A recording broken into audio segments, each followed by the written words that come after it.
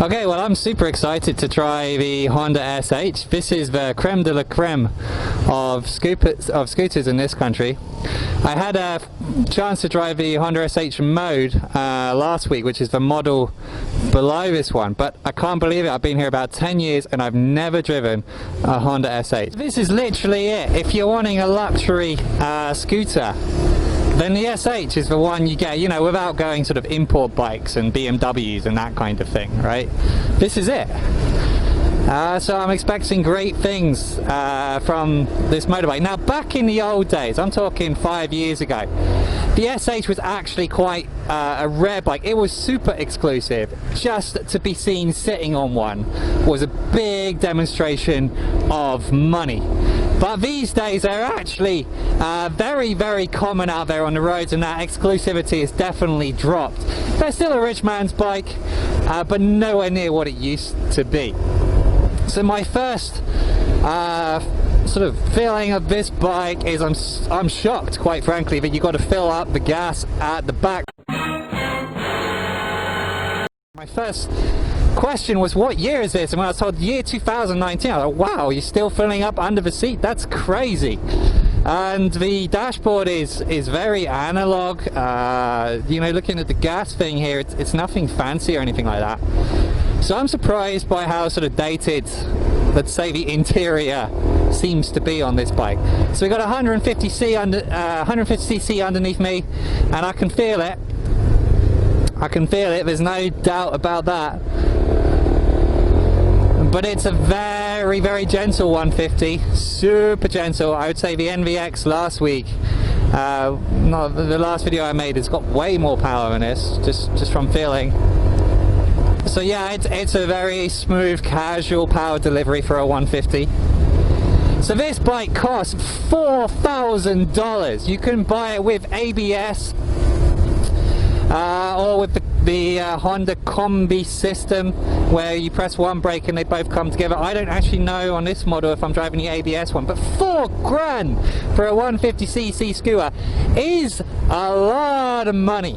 And my first initial reaction is, this is ridiculously overpriced. Ridiculously. It just doesn't feel, it doesn't feel $4,000 to me. It just doesn't. So I've got to decide where I'm going to go. Let's go to the right. So you can also get the 125cc version, which is a little bit cheaper than this. Not enough. I would definitely go with a 150. This bike does feel solid as a rock, and the 150 is not powerful, not like the NVX. So take the 150 for sure. And then you drop, if you go down to the Honda SH Mode, which is the model below this, they drop to around $3,500, and I was super disappointed when I had to go on that. I have to borrow one again and make a video. So this is definitely a lot better than the Honda SH Mode, and you know, when there's about $500–600 price gap between the two bikes, I would absolutely get the Honda SH. Where I feel this is shining through right now, just sort of bouncing around in no random order along these roads, is the suspension is working for me. Now that's rare. That's rare. So I'm actually going to go try and hit a bump or two towards Taodian to test my theory more, but I'm liking the ride at the moment, and that's where I would say maybe, oops, I think I just screwed up there. That's where I'd say I think this is maybe sort of justifying the foreground a little bit. Perhaps this bike actually has suspension, unlike most of the scooters around here. Alright, so talking about knee position, compared to the NVX, which I had to go on, which is the other large frame scooter, I do actually have some leg room here. Now that is a first for me. I can still jam my legs in like this, which is horrifying. So I always have a natural gangster position like this. So, but yeah, I got a lot more leg room in the NVX. I'm very happy with that, and I'm feeling comfortable on this bike. So I've just been told this is the ABS model that I have on me, but I'm not going to test. I'm not going to test that. Honestly, the more I drive this, the more I'm shocked at how little power it actually has. It really is not a racing machine, this one. No. But it is smooth, and as Todd was just saying to me, you know, have a look at how much the handlebars are vibrating around, because on the cheap models you get a lot of vibration through the plastic, and so far on this bike I'm not having that. I'm not having it. So, you know, there are areas where that sort of price tag are coming through to be a bit better than the normal scooters that you have. I feel like such a businessman. Driving around on this upright seating position, it's pushing my back in, my shoulders back. I'm gonna sit upright and I'm gonna wear my suit to work with my briefcase. That's what I feel like. Everything about it just feels like that. It's so boring in the power delivery department. Oh my god, just give me a business book to read. I want some life, like give me some grunt. Even the noise is like it's nothing is happening. Why are you running? Okay, but I do feel comfortable. I've got some leg room. For the first time in my life in Vietnam on a scooter, I have some leg room.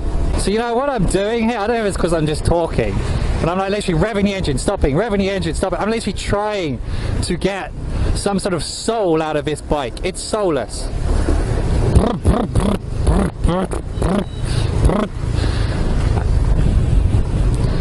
Okay, yes, let's hit some ADV.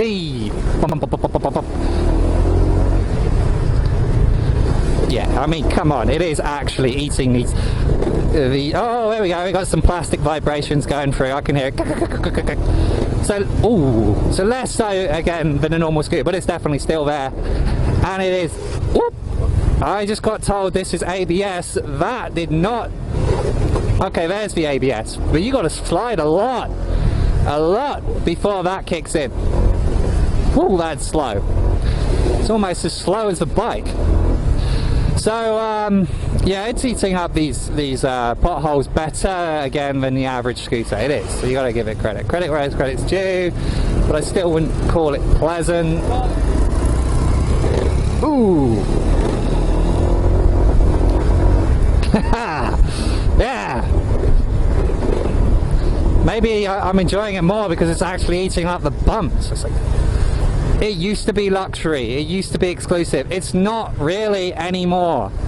It's still really expensive. It's still probably the best scooter in Vietnam without going import. But it's not actually very good. There's just not. I don't think there's enough to say this is a $4,000 scooter compared to your basically sub $2,000 Airblades. You know, there's just not enough difference. And I'm talking about Hondas. I'm not that familiar with the scooter market in sort of other brands. So it's really hard to put a finger on it because it's a big bike, you know, it's not a family vehicle because it's too big for, you know, most women. In terms of comfort, I'm very much sitting on a ledge here, two-layered platform.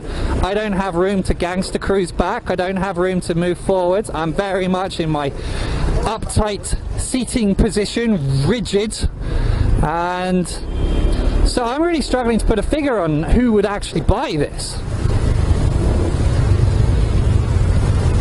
It's kind of, I would say, this is the lazy answer, but it's the guy who just says, I've got some money in my pocket, I'm just going to go buy the most expensive normal scooter.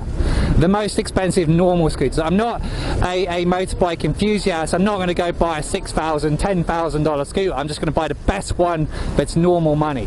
That's who it is, and I can't be asked to do any research on the general market, okay? That's who I think the SH Rider is. So let's talk about handling a little bit. It is a heavy bike, or at least it's feeling heavy through the handling. It's a bike that just wants to go straight. You know, if you were going to go straight down a highway for 1,000 kilometers, it would actually be quite a good bike. For going around corners, it's just heavy, slow, cumbersome, very, very stable. So I'm not saying it's bad round corners, I'm just saying it's boring and stable. There's just no character in it. Boring and stable, very firmly in control at all times. So as I wrap this drive up, my basic conclusion is It is a good bike. It's good, stable, solid. It's Honda, so it's going to be super reliable.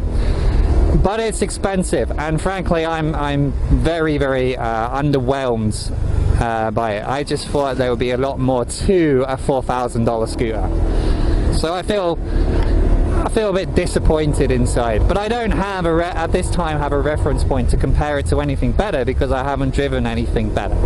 Would I go out and spend $4,000 on this bike? Absolutely not. I would put this down, you know, when I'm considering like comparing it to Airblades, I would put this down at, you know, $2,500 to $3,000 of value at best. Then I would consider it as a choice. I just want to have a feel of what it would be like to move this thing around the parking lot. I mean, it doesn't actually feel that heavy. I didn't look up the weight of this bike when I was doing this, but it doesn't feel, once you're on the bike, surprisingly enough, it feels heavier when you're on the bike, but when you're off the bike, it's okay. It's definitely a top heavy bike. Your center of gravity is high up, and it's front end, which is why I think once you're on the bike, it feels heavier than it actually is. So I'm quite surprised by that, just getting off. It's perfectly maneuverable for every single person. You know, it's like when you have a watch, an expensive watch is really, really heavy, and it feels, because it's heavy, it feels great. That's kind of what this is like. It's like a heavy front end that feels luxurious, or supposed to, except for the fact that you have an old school dashboard on it, no power and no character. I think these bikes need some renovating on the styling front. There's not enough going on. It's got no character at all, but for your $4,000 you're getting elements of quality. It's got less plastic vibrations going over bumps. It's the first ever scooter I've driven in Vietnam where I actually have some leg room here. So although there are other scooters that may look like they are a similar size to this is the only one where I have space to move around. But having said that, it's got the two-layered platform of the seat, so you're very firmly stuck here. You can't move back, you can't move forwards, you're just stuck. So you have a nice, upright, comfortable seating position, but you're stuck there. That's it. The seat is small for a bike of this size. You still got to take the seat off to fill up with gas at a gas station. Not exactly luxurious $4,000 scooter material. The dashboard looks like it's from 20 years ago. It's a Honda. It's reliable. It's good. The power delivery is phenomenally smooth, just very casually all the way up, but there's no excitement in there. You've got a lot of control over the brakes. This particular bike has ABS. It is actually the very first scooter but I've driven where I felt comfortable enough and in control enough to purposely slam on the brakes to do a slide and use that ABS. So it is a good bike, but I don't think it's $4,000 of good. It's not excellent value for money. You're paying a premium for a bike that used to be a luxury item, but it's not anymore.